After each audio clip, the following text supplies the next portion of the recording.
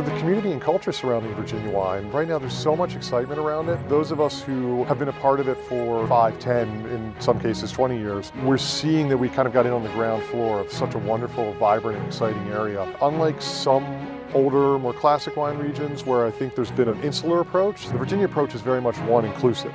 There's sort of this giant bear hug, wanting to bring others into this sphere and share it with them.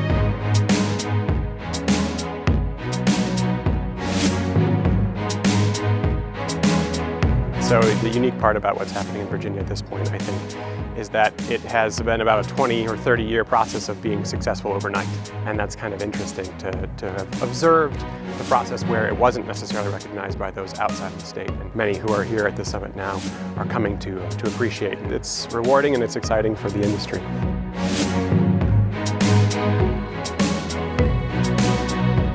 Finally, there is a mature American wine culture. And for the first time, certainly since Prohibition, Americans are drinking wine without fear. What I hope is that 10 years from now, I can walk into a restaurant again, it could be New York, LA, I see a Virginia wine on the list, and it will feel like the most normal thing ever. Like it would be an omission not to have it there.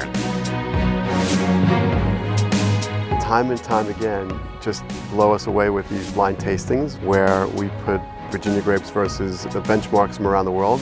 And every year that I've been here, at least half of the wines go to Virginia. It's a huge headline every time.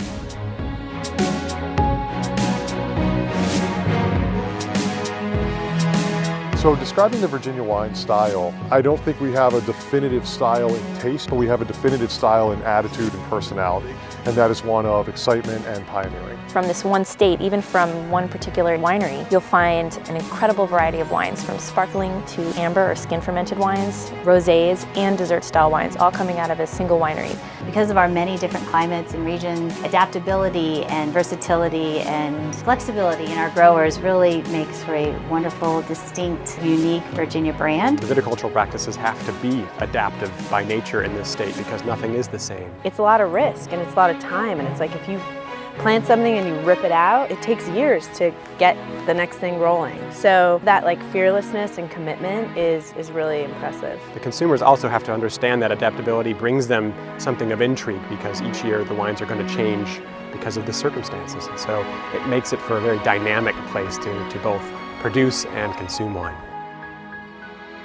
Last year we had about 1.6 million visitors to Virginia who specifically came to visit our wineries. It's not only a fun business, it is a really economical business for the Commonwealth of Virginia. But I want you to know we are actively out marketing Virginia wine because I believe, not only because I'm governor, but we do have the best wine in the world. So let's have a toast to Virginia wines and have a great, thank you for all you do.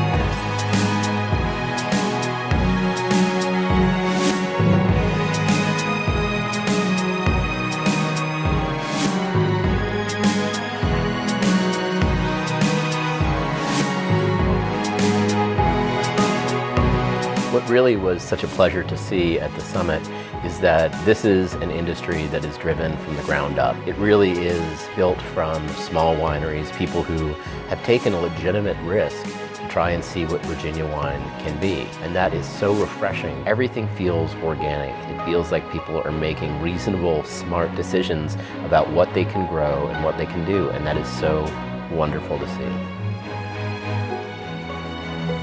Virginia wine is a great example of where American wine can go toward a great future.